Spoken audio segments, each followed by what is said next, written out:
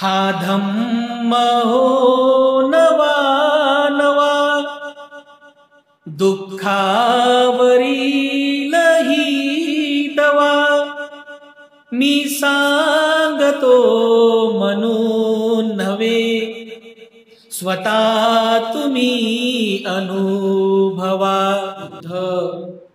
धम्म आणि संघ या तीन रत्नांना प्रथमतः त्रिवार अभिवादन करतो.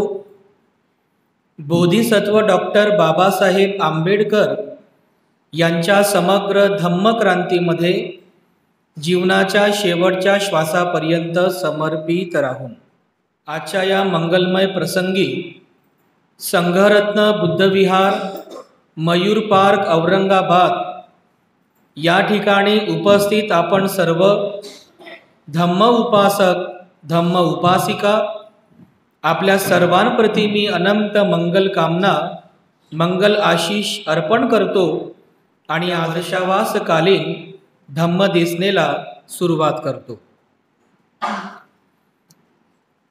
उपस्थितांनो, कालच्या धम्म देसनेमध्ये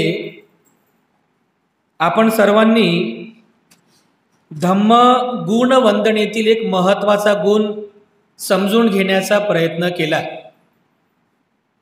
सध्या आपली प्रवचन मालिका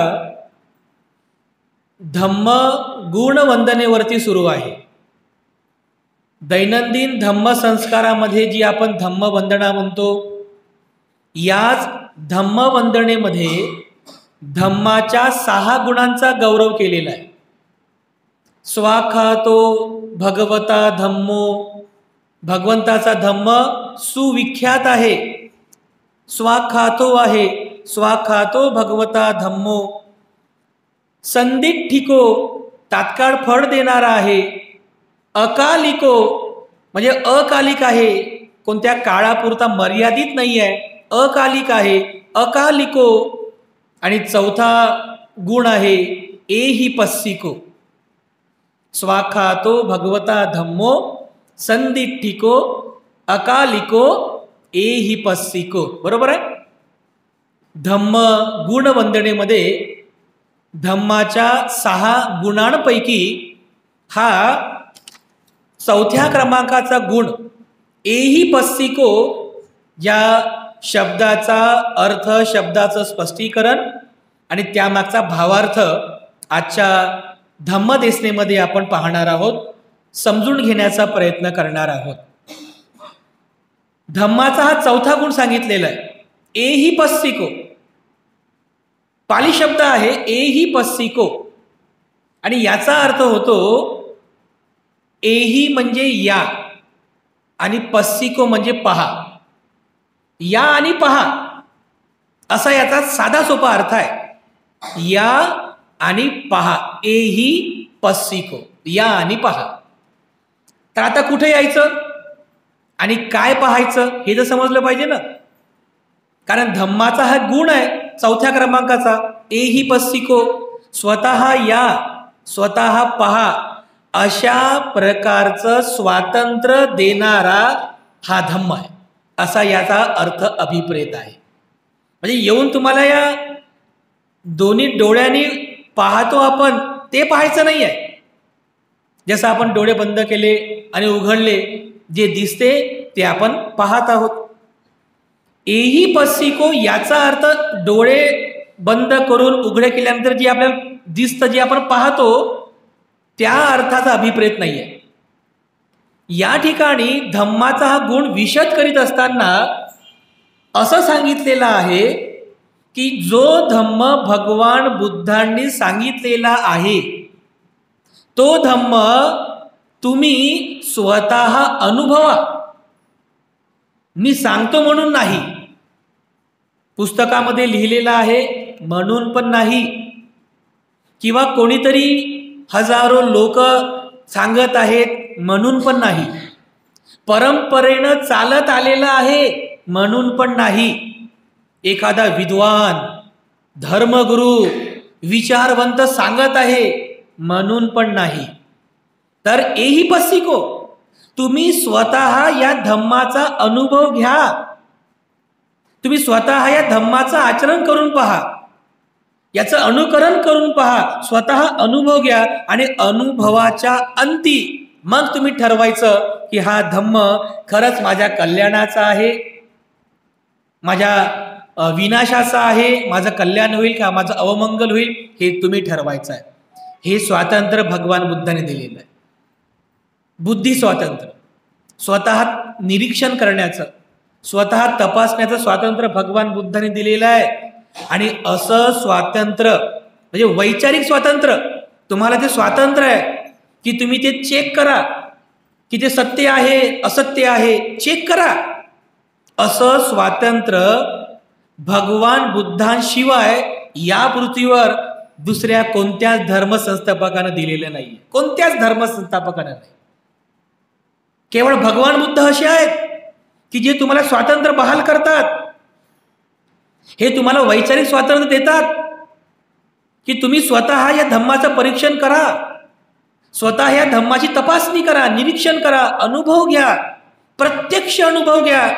मग तुम्हाला समजेल की हा धम्म खरंच सत्य आहे की असत्य आहे, हा धम्म कल्याणाचा आहे की अकल्याणाचा आहे, हा धम्म खरोखर कुशल आहे की अकुशल आहे, हे तुम्हाला स्वतःला समजेल. स्वतः तुम्ही त्याचं निरीक्षण करा. याच अर्थाने हा शब्द या ठिकाणी अभिप्रेत आहे. कोणता शब्द? एही पस्सिको, स्वतः या आणि पहा. स्वतः या आणि तुम्ही पहा, अशा अर्थाने या गुणाने हा धम्म परिपूर्ण आहे. असं स्वातंत्र्य दुसरीकडे कुठंच नाही आहे. हे जे वैचारिक स्वातंत्र्य बुद्धानं दिलेलं आहे, हे वैचारिक स्वातंत्र्य, बुद्धी स्वातंत्र्य इतर कुठेही नाही आहे, कुठेच नाही आहे, फक्त बुद्धानं दिलेला आहे. हा धम्माचा विशेष गुण आहे, विशेष गुण. कारण या पृथ्वीवर अनेक धर्मसंस्थापक होऊन गेले, अनेक संप्रदाय होऊन गेले, अनेक पंथ होऊन गेले, अनेक गटतट होऊन गेले, परंतु या सर्वांमध्ये या पृथ्वीवर केवळ आणि केवळ भगवान बुद्ध असे व्यक्तिमत्व आहेत की त्यांनी त्यांच्या उपदेशिलेल्या धम्मामध्ये व्यक्तीला स्वातंत्र्य बहाल केलेलं आहे. तुम्ही स्वतंत्र आहात, तुमच्यावर जबरदस्ती नाही आहे, जोर जबराई नाही आहे, तुम्ही स्वातंत्र्य आहात. तुम्हाला मेंदू आहे ना, स्वतःला मेंदू आहे ना, आपल्याला मेंदू आहे. या मेंदूचा वापर करून आपण ते चेक करू शकतो. आणि हे मेंदूचं स्वातंत्र्य म्हणजे व्यक्ती स्वातंत्र्य, वैचारिक स्वातंत्र्य केवळ भगवान बुद्धाने दिलेलं आहे बांधवांनो. म्हणून धम्माचा गुणगौरव करीत असताना धम्माचा हा एक गुण, चौथ्या क्रमांकाचा एही पस्सिको, म्हणून भगवान बुद्धांनी या धम्माचा गुणगौरव केलेला, हे स्वातंत्र्य दिलेलं आहे. आणि या अर्थाने हा शब्द या ठिकाणी अभिप्रेत आहे. आणखीन काही महत्वाचे कारणं आहेत, 5 कारणं आहेत. तुम्ही त्याला कारण म्हणा किंवा सिद्धांत म्हणा. या 5 कारणांमुळे भगवंताच्या धम्माला एही पस्सिको असं म्हणतात. म्हणजे हे जे स्वातंत्र्य दिलं बुद्धानं, याच्या मागची 5 कारणं आहेत की ज्यामुळे आपण या धम्माचा हा गुण गौरव करत आहोत. त्याचे 5 कारणं आहेत. हे 5 कारण असे कुठं कोणत्या पुस्तकात दिलेलं नाही आहे, पण आम्हीच अभ्यास केल्यानंतर आम्हाला ते निरीक्षणात आलं की या कारणांमुळे धम्म हा सर्वांकरिता स्वतंत्र आहे. धम्माने वैचारिक स्वातंत्र्य बहाल केलेलं आहे या 5 कारणांमुळे. हे 5 कारणं आहेत. त्यापैकी पहिलं जे कारण आहे की ज्या कारणामुळे धम्माला एही पस्सिको अशा प्रकारचा गुणगौरव केला जातो, त्याचं पहिलं जे कारण आहे ते म्हणजे भगवंतांनी उपदेशिलेला धम्म हा ईश्वरीय सिद्धांत नाही आहे. हे पहिलं कारण. समजलं? ईश्वरीय सिद्धांत नाही आहे, म्हणजे कोण्या ईश्वरानं सांगितलेलं नाही आहे सिद्धांत की भगवान बुद्ध झाडाखाली ध्यानाला बसले. ते आपण नाही का पिक्चरमध्ये वगैरे पाहतो ना, सिरियलमध्ये एखादा योगी बसलेला आहे ध्यानाला आणि कुठेतरी स्वर्गात असणारा एक देव त्याला पाहतो, खुश होतो, पृथ्वीवर येतो आणि तथास्तु म्हणतो, त्याच्या हातातून काहीतरी असं निघतं, त्याच्या डोक्यात जाते, झालं. असं असं असते ना ते सीन पिक्चरमध्ये. आणि मग त्याला काय होते, त्याला म्हणजे त्याला ते दर्शन होते देवाचं, ईश्वराचं. आणि मग तो संदेश लोकांना सांगतो आणि काय म्हणतो की हे जे मी सांगतोय ना, हे माझं नाही आहे, हे कोणाचं आहे, ईश्वराचं आहे, त्या त्या निर्मात्याचा आहे. भगवंताचा धम्म हा ईश्वरीय नाही आहे, हे लक्षात घ्या. हा धम्म भगवंतांनी स्वतः शोधून काढलेला आहे. कोणी ईश्वर आला, परमेश्वर आला, कोणता गॉड आला, कोणता निर्माता आला आणि त्याने भगवान बुद्धाने सगळं सांगितलं, मग भगवान बुद्ध आपल्याला सांग, असं नाही, असं नाही झालेलं आहे. बुद्धाने हा धम्म स्वतः शोधून काढला, म्हणून बुद्धाने हे स्वातंत्र्य बहाल केलेलं आहे. जर हा धम्म ईश्वरीय असता ना, म्हणजे ईश्वरानं सांगितलेला, मग स्वातंत्र्य नसतं, मग नाही स्वातंत्र्य. बघा बाकीच्यांचं, तुम्ही बाकीच्यांचं निरीक्षण करा, आहे का स्वातंत्र्य? नाही आहे स्वातंत्र्य, बिलकुल विचार करू शकत नाही. हे असं का, असं म्हणण्याची तुम्हाला म्हणजे तुम्हाला अधिकार नाही. असं का, हे असं का होत आहे म्हणू शकत नाही तुम्ही, कारण तुम्हाला ते स्वातंत्र्य नाही आहे. तुम्ही डायरेक्ट उघड्या डोळ्याने त्याच्यावरती विश्वास ठेवा, कारण ते ईश्वराचं आहे, ते ईश्वरीय आहे, म्हणून तुम्ही विश्वास ठेवा. आहे का तुम्हाला स्वातंत्र्य? नाही आहे. एही पस्सिको यासाठीच म्हणतात, कारण धम्म जो आहे हा धम्म ईश्वरीय सिद्धांत नाही आहे, हे पहिलं कारण आहे. आणि दुसरं कारण की बुद्धाने स्व अनुभवातून संशोधन करून हा दुःखमुक्तीचा धम्म उपदेशित केलेला आहे. आलं लक्षात? ईश्वराचं नाही आहे. भगवान बुद्ध स्वतः रिसर्च करतात या मानवी जीवनाचं, की या जीवनामध्ये दुःख काय आहे, त्याची कारणं काय आहे, त्याचा निरोध कसा करावा, दुःखमुक्तीचा मार्ग कोणता आहे. बुद्धाने हे स्वतः निरीक्षण केलं. त्यांना कोणत्या देवधर्मानं सांगितलं, ईश्वरानं सांगितलेलं नाहीये. बुद्ध हे स्वतः पाहतात, स्वतः चेक करतात की हे जीवनाचं दुःख आहे, आणि हे सगळं चेक करून अनुभव घेऊन प्रत्यक्ष अनुभूतीतून उतरल्यानंतर मग भगवान बुद्ध या धम्माचा उपदेश करतात. हे दुसरं कारण आहे. काय कारण आहे दुसरं? एही पस्सिको यासाठी आहे, कारण भगवान बुद्धांनी हा जो धम्म उपदेशिलेला आहे ना, हा धम्म त्यांनी स्वतःच्या अनुभवातून सांगितलेला आहे. कोणतं पुस्तक वाचून, कोणाचं तरी ऐकून, किंवा कोणीतरी उपदेश ईश्वराने सांगितलं म्हणून नाही, स्वतःचा अनुभव आहे. आणि म्हणून बुद्धानं या धम्माचा गुणगौरव केलेला आहे की हा धम्म एही पस्सिको आहे, म्हणून तुम्हाला स्वातंत्र्य बहाल केलेला आहे. बांधवांनो, बुद्धानं सांगितलेलं आहे, मी सांगतो म्हणून नव्हे, तुम्ही स्वतः अनुभव घ्या. मी अनुभव घेतला, हा हे दुःख आहे, हे दुःखाचे कारण आहेत, या कारणांचा निरोध पण करता येतो प्रत्येकाला, आणि दुःखमुक्तीचा मार्ग पण आहे, हे स्वतः मी जाणलं, अनुभवलं. तुम्ही पण जाणा, तुम्ही पण अनुभव घ्या. मी सांगतो म्हणून नाही, प्रत्यक्ष अनुभव घ्या, हे स्वतः भगवान बुद्ध सांगतात, स्वतः सांगतात. म्हणून या कारणांमुळे धम्माला एही पस्सिको असं म्हणून आपण गुणगौरव करीत असतो. आणखीन एक कारण आहे, तिसरं कारण आहे की भगवान बुद्धांनी जो धम्म उपदेशिलेला आहे, या धम्मामध्ये मनुष्य आणि मनुष्याचं मन याला केंद्रभूत मानलेलं आहे. हा सर्वात मोठा फरक आहे या कारणामुळे. कारण इतर धर्मांमध्ये, इतर संप्रदायांमध्ये जर तुम्ही बघितलं तर त्या ठिकाणी केंद्रभूत कोण आहे? ईश्वर, माणूस नाही आहे, ईश्वर. आणि ईश्वराला प्रसन्न करण्यासाठी कर्मकांड, पूजा पाठ, जत्रा यात्रा, अमक ढमक सगळं ईश्वराला खुश करण्यासाठी हे केंद्रभूत आहे. बुद्धाच्या धम्मामध्ये ईश्वर केंद्रभूत नाही आहे, बिलकुल नाही आहे.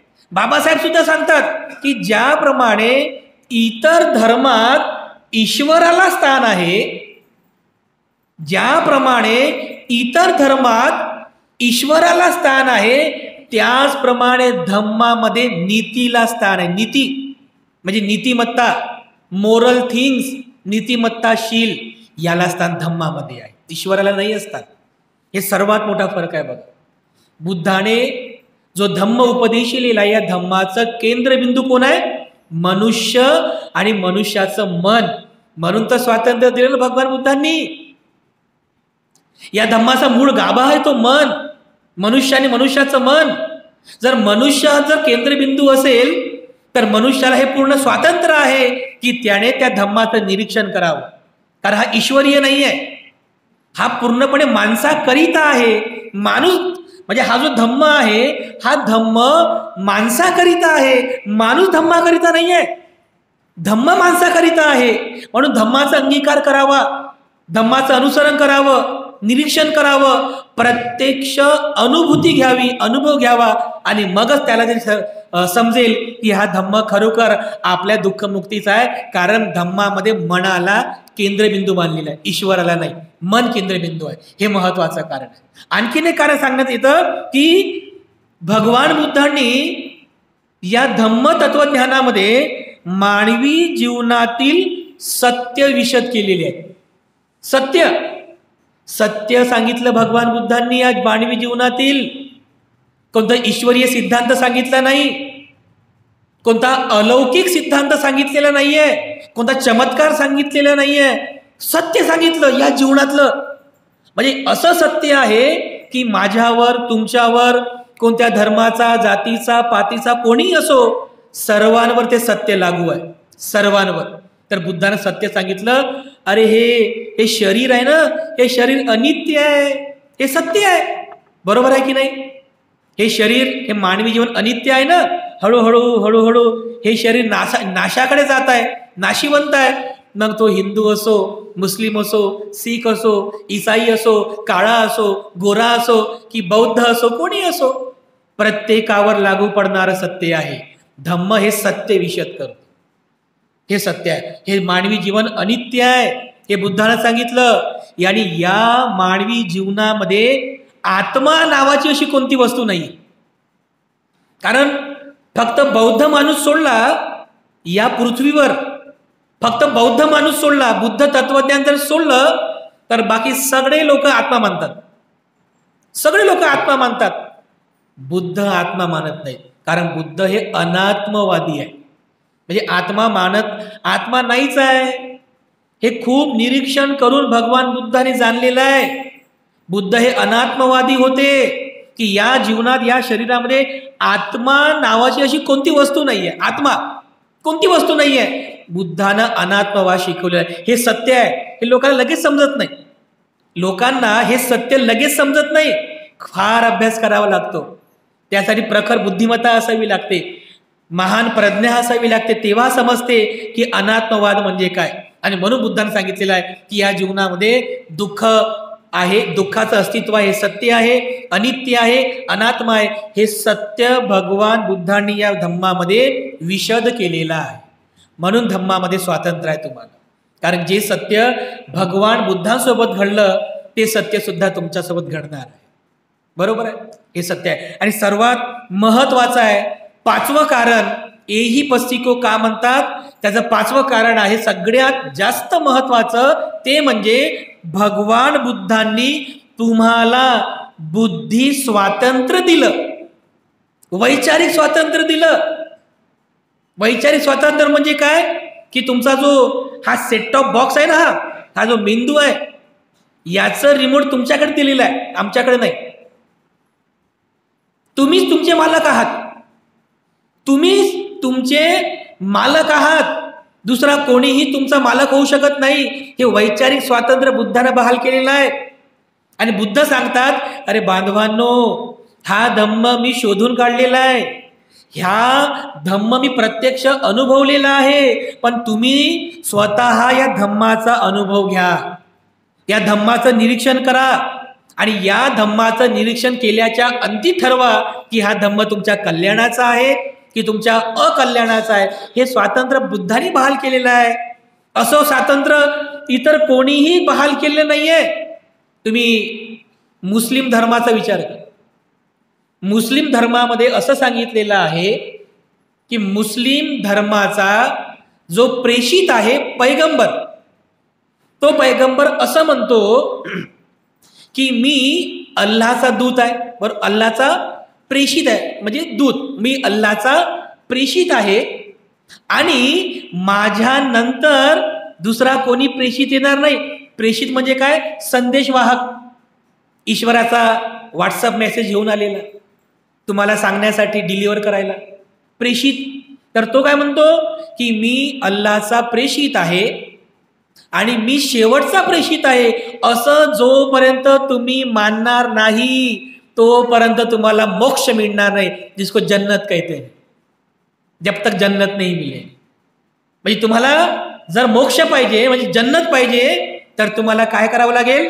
तुम्हाला ते स्वीकार करावं लागेल की तो प्रेषित आहे, शेवटचा, हे स्वीकार करावं लागेल. स्वातंत्र्य नाहीये तुम्हाला चेक करण्याचं, बिलकुल स्वातंत्र्य नाहीये, ते तुम्हाला स्वीकारच करावं लागेल. आणखीन काय? ख्रिश्चन धर्म. ख्रिश्चन धर्माचा येशू काय म्हणतो की ब्रदर अँड सिस्टर, मी परमेश्वराचा दूत आहे, मी परमेश्वराचा पुत्र आहे, मी परमेश्वराचा पुत्र आहे आणि परमेश्वराचा संदेश सांगण्यासाठी त्यांनी मला तुमच्याकडे पाठवलेला आहे. तर मी जे सांगतोय ना, हे म्हणजे तोंडातून जे शब्द निघतात ते माझे नाही आहेत, हे कोणाचे आहेत? परमेश्वराचे आहेत. हे परमेश्वराचे शब्द आहेत, हे अपौरुषीय आहे, म्हणजे कोणत्या पुरुषाचं नाही आहे, ईश्वराचे सिद्धांत आहेत. म्हणून तुम्ही विश्वास ठेवा. आणि जर तुम्हाला हेवन पाहिजे असेल, हेवन इंग्लिश शब्द आहे, स्वर्ग, जर तुम्हाला स्वर्ग प्राप्ती पाहिजे, सुख पाहिजे, तर तुम्हाला मान्यच करावं लागेल. काय मान्य करावं लागेल? की येशू हा परमेश्वराचा पुत्र आहे आणि तो आमच्या कल्याणासाठी आलेला आहे. असं जोपर्यंत तुम्ही मान्य करणार नाही तोपर्यंत तुम्हाला मोक्ष मिळणार नाही. आहे का तुम्हाला स्वातंत्र्य? नाही स्वातंत्र्य तुम्हाला. ब्रह्मा तर म्हणतो मीच ईश्वर आहे म्हणतो. ब्रह्मा मीच ईश्वर आहे म्हणतो, ईश्वराचा ईश्वर आहे म्हणतो मी, हे सगळं जग मीच निर्माण केलेलं आहे म्हणतो, सगळं काही मीच निर्माता आहे. असं जोपर्यंत तुम्ही मानणार नाही, स्वीकार करणार नाही, तोपर्यंत काय तुम्हाला स्वर्ग प्राप्ती होणार नाही. तुम्ही विचार सुद्धा करू शकत नाही. स्वातंत्र्य नाहीच दिले तुम्हाला. हे स्वातंत्र्य, बुद्धी स्वातंत्र्य केवळ आणि केवळ बुद्धानं दिलेलं आहे. बुद्ध स्वतः म्हणतात की मी केवळ राजा शुद्धोधन आणि राणी महामाया यांचा एक पुत्र आहे, यांचा मी एक पुत्र आहे आणि मी केवळ तुम्हाला मार्ग दाखवू शकतो, मोक्ष नाही देऊ शकत. मी तुम्हाला फक्त मार्ग दाखवेल की हा मार्ग जो आहे हा मोक्षाचा मार्ग आहे, हा मोक्षाचा मार्ग आहे, हा निब्बाण प्राप्तीचा मार्ग आहे. तुम्ही जर या मार्गाने गेला तुम्हाला कोणालाही निब्बाणाची प्राप्ती होईल. हे तुम्हाला स्वातंत्र्य दिलं भगवान बुद्धांनी. असं स्वातंत्र्य, बुद्धी स्वातंत्र्य भगवान बुद्धांशिवाय इतर कोणीही दिलेले नाही आहे. कोणता टोल नाका नाही आहे मार्गामध्ये. असतात ना टोल नाके रस्त्यावर, रस्त्याने चालता चालता चालता चालता लगेच एक टोल नाका आहे, तिथं टोल भरावा लागतो. तो टोल भरल्याशिवाय तुम्हाला पलीकडे जाताच येत नाही. पलीकडे जर जायचं असेल तर टोल भरावं लागेल. तुम्ही कितीही विनवणी करा, कितीही काही ओळख सांगा, टोल तर भरावाच लागेल. बुद्धाच्या या धम्म मार्गामध्ये असा कोणता टोल नाही आहे. जसं इतर ठिकाणी टोल लावलेले आहेत ना, मलाच माना, माझी पूजा करा, हे सगळे टोल आहेत आपल्या भाषेमध्ये. असा कोणता टोल नाही आहे, असं कोणतं बंधन नाही आहे, असं कोणतं ब्रेकर नाही आहे, असं कोणतं बंधन नाही की तुम्ही हे मानलंच पाहिजे. तर हे स्वातंत्र्य भगवान बुद्धाने दिलेलं आहे बांधवांनो. आणि म्हणून या स्वातंत्र्याला, म्हणजे हा जो बुद्धी स्वातंत्र्य भगवान बुद्धाने दिलेला आहे, या अर्थामुळेच, या मतितार्थामुळेच धम्माला एही पस्सिको असं म्हटलेलं आहे बांधवांनो, की या आणि स्वतः पहा. हे स्वातंत्र्य तुम्हाला केवळ आणि केवळ भगवान बुद्धाने दिलेलं आहे. एकदा भगवान बुद्धांच्या काळामध्ये केसुमती नावाचं एक गाव होतं, केसुमती. आणि त्या केसुमती गावातील जे लोक होते त्या लोकांना कालाम म्हणायचे, कालाम, कालाम लोक. तर एकदा भगवान बुद्ध त्या केसुमती गावामध्ये विहार करीत असताना त्या कालाम लोकांना समजलं की भगवान बुद्ध आपल्या गावी आलेले आहेत. तर त्यांची श्रद्धा होती भगवान बुद्धांवर. त्याचे सगळे कालाम लोक एका ठिकाणी जमतात आणि म्हणतात की चला भगवान बुद्ध आणि भिक्खू संघ आपल्या गावी विहार करीत आहे, तर आपण भगवंताचं दर्शन करू, भिक्खू संघाचं दर्शन करू. तर ते सगळे कालाम लोक, त्यांचे महिला, मुलं, बाळं, सगळे गावकरी लोक भगवान बुद्धांना भेटायला जातात आणि भगवान बुद्धांना अभिवादन करून एका बाजूला बसतात. आणि मग ते लोक भगवान बुद्धांना म्हणतात की भगवान आमच्याकडे म्हणजे आमच्या गावामध्ये अनेक श्रमण येतात, अनेक ब्राह्मण येतात, अनेक विद्वान येतात, अनेक संप्रदायाचे संस्थापक येतात आणि ते प्रत्येक जण त्यांचं तत्वज्ञान सांगतात. जसं एक कोणी श्रमण आला, तो श्रमण त्याचंच तत्वज्ञान सांगतो आणि दुसऱ्याचा द्वेष करतो. जर समजा दुसरा कोणी श्रमण आला, दुसरा कोणी विद्वान आला, तर तो त्याचंच तत्वज्ञान सांगतो आणि म्हणतो की हेच खरं आहे आणि तो त्याचंच सांगतो आणि दुसऱ्याचा द्वेष करतो. तर भगवान आतापर्यंत आमच्या गावामध्ये जेवढेही श्रमण आले, जेवढेही विद्वान आले, ब्राह्मण आले, ते सगळेजण त्यांचं सांगतात आणि दुसऱ्यांचा द्वेष करतात. भगवान थोडे म्हणजे अडचणीमध्ये आलेले आहोत, आम्हाला समजतच नाहीये की कोणाचा स्वीकार करावं आणि कोणाचं सोडावं. समजत नाही ना. 10 लोक येतात आणि 10चे 10 लोक त्यांचं सांगतात की माझंच खरं. तर माणूस म्हणजे कन्फ्युज होतो की नाही? एकदम कन्फ्युज होतो. तुम्ही मार्केटमध्ये जाता की नाही? मार्केटमध्ये गेल्यानंतर ते नाही का रोडवरचे लोक, विकणार लोक तुमच्याच मागं लागतात. एकदा का तुम्ही नजर टाकली त्याच्यावर, तुमच्या मागच लागतात. देखने का पैसा नाही भैया ले लो, है ना. त्याच्या मागं दुसरा तेच विकते, त्याच्या मागं तिसरा तेच विकते. तो ग्राहक एवढा कन्फ्यूज होऊन जातो, बाबा काय घ्यावं की नाही. ते 10चे 10 पण दुकानदार म्हणतात की आमचंच चांगलं, हमाराच अच्छा है, हमारा ते पैसा अच्छा है, हमारे से लो, असं म्हणतो की नाही. ग्राहक कन्फ्यूज होऊन जातो. असे कन्फ्यूज झालेले हे लोक की भगवान कोणाचं सत्य मानावं आणि कोणाचं सोडावं हे आम्हाला समजत नाहीये भगवान. तर कृपया करून तुम्हीच सांगा भगवान की काय सत्य आहे, कोणाचं आम्ही स्वीकार करावं आणि कोणाचं सोडावं. भगवान तुम्हीच आम्हाला सांगा. तेव्हा भगवान बुद्ध त्यांना हा उपदेश करतात. त्या कालाम लोकांना भगवान बुद्धांनी जो उपदेश केला, त्याच उपदेशाला स्वातंत्र्याचा जाहीरनामा असं म्हणतात. स्वातंत्र्याचा जाहीरनामा सांगितला भगवान बुद्धांनी. अतिशय महत्वाचं सुत्त हे केसुमती सुत्त अंगुत्तर निकाय मधलं आहे. तर त्या कालाम लोकांना भगवान बुद्ध सांगतात की कालामांनो एखादी गोष्ट परंपरागत चालत आलेली आहे म्हणून तुम्ही स्वीकार करू नका. एखादी गोष्ट धर्मग्रंथांमध्ये सांगितलेली आहे म्हणूनही त्याचा स्वीकार करू नका. एखादी गोष्ट तुमचे दादा पंजोबा म्हणजे पिढ्यानपिढ्या चालत आलेली आहे म्हणून पण स्वीकार करू नका. अरे कालामांनो, हजारो लोक या ठिकाणी एकच सांगतात, एकच करतायत, हजारो लोक तुमच्या आजूबाजूला, तरी पण ती गोष्ट स्वीकार करू नका. तर मग ती लोक विचारतात, मग भगवान स्वीकार कशाचा करावा? आमचं कल्याणाचं काय, आमच्या हिताचं काय, ते तरी आम्हाला उपदेश करावा. तर भगवान बुद्ध त्यांना हा उपदेश करतात की एखादी गोष्ट परंपरागत असेल, एखादी गोष्ट लोक करत असतील, एखादी गोष्ट धर्मग्रंथांमध्ये आहे, किंवा एखादी गोष्ट विद्वान धर्मगुरू जरी सांगत असेल तरी पण त्याचा स्वीकार करू नका. जर ती गोष्ट तुमच्या हिताची असेल, तुमच्या कल्याणाची असेल, तरच ती गोष्ट तुम्ही स्वीकार करा. जर ती गोष्ट तुमच्या हिताची आहे, तुमच्या सुखाची आहे, तरच ती गोष्ट तुम्ही स्वीकार करा. आणि ती गोष्ट तुमच्या बुद्धीला पटणारी असेल, तुमच्या बुद्धीला सुसंगत असेल, विज्ञानवादी असेल, तरच तुम्ही ती गोष्ट स्वीकार करावी. हे भगवान बुद्ध सांगतात त्या कालामांना. जर भगवान बुद्ध उपदेश करतात की कालामांनो मला एक गोष्ट सांगा, कालामांनो मला एक गोष्ट सांगा, जर एखादं कृत्य तुमचं म्हणजे एखाद्या वेळेस तुम्ही जर लोभयुक्त चित्ताने, जर तुमच्या चित्तामध्ये लोभ उत्पन्न झाला आणि त्या लोभयुक्त चित्ताने तुम्ही जर हिंसा केली, त्याच लोभयुक्त चित्ताने तुम्ही चोरी केली, त्या लोभयुक्त चित्ताने तुम्ही व्यभिचार केला, तुम्ही खोटं बोलले, तर हे तुमच्या हिताचं आहे की तुमच्या अहिताचं आहे?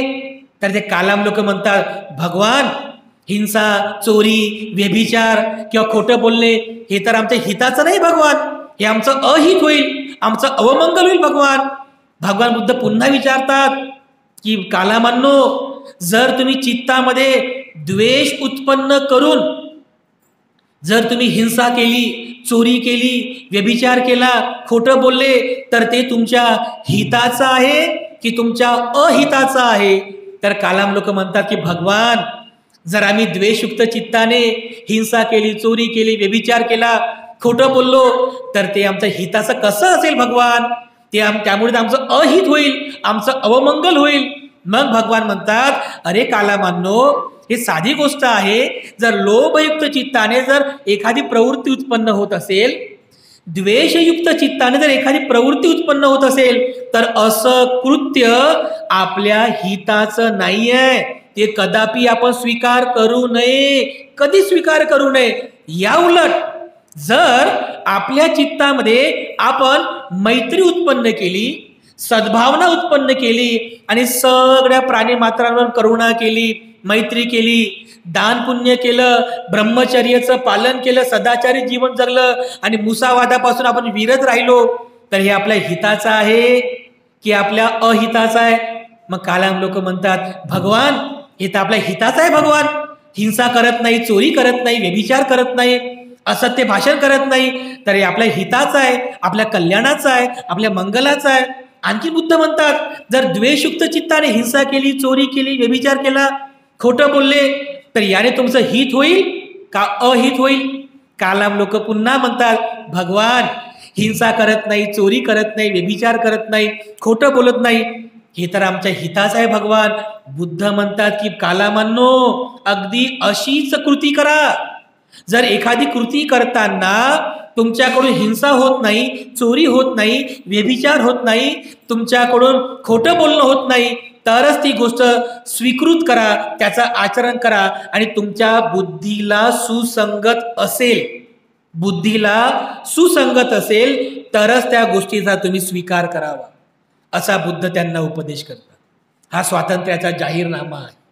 म्हणजे कालामांना केलेला म्हणजे बुद्धानं केलेला हा जो उपदेश आहे, हा उपदेश आजही आपल्यासाठी किती लाभवंत आहे, किती लाभकारी आहे. आज तुम्ही कोणताही मार्ग स्वीकार करा, परंतु बुद्धानं दिलेले स्वातंत्र्य की तुम्ही ज्या मार्गाचा स्वीकार करताय, तो मार्ग तुमच्या हिताचा आहे का अहिताचा आहे, हे तुम्ही चेक करा. चेक करा, प्रत्यक्ष अनुभव घ्या. तो मार्ग हिंसेचा आहे, चोरीचा आहे, व्यभिचाराचा आहे, असत्य भाषणाचा आहे किंवा अंधश्रद्धेचा आहे, तुमच्या बुद्धीला न पटणारा आहे, तर त्याचा त्याग करा. लगेच त्याचा त्याग करा, कारण तो मार्ग तुमच्या हिताचा नाही, तो मार्ग तुमच्या सुखाचा नाही आहे.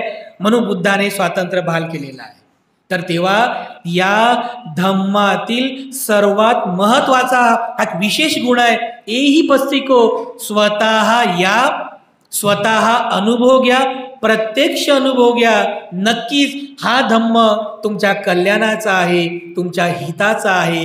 अशा प्रकारचा गुणगौरव या धम्माचा आपण सदैव करीत असतो आणि करायलाच पाहिजे. तर अशा प्रकारे या धम्म गुणवंदनेतील धम्मातील हा 4थ्या क्रमांकाचा गुण एही पस्तिको, त्याचा अर्थ आणि स्पष्टीकरण खूप चांगल्या प्रकारे आपण समजून घ्यावं, कारण धम्मातील एक विशेष गुण आहे. तर अशा प्रकारे धम्माचा हा विशेष गुण आपण खूप चांगल्या प्रकारे समजून घ्यावं आणि धम्माचं आचरण करावं. खूप वर्षांपूर्वी जेव्हा आम्ही मुंबईला राहत होतो, तर आमचे गुरु होते. आमच्या गुरूंना ते गीतं वगैरे लिहायची सवय होती. तर त्यांनी भगवान बुद्धाच्या या स्वातंत्र्याच्या जाहीरनाम्यावर एक गीत लिहिलं होतं. ह्या तत्वाचा अभ्यास करीत असताना ते गीत मला आठवलं, एक कडवं आठवलं मला, कारण जवळपास 20 वर्ष होऊन गेले.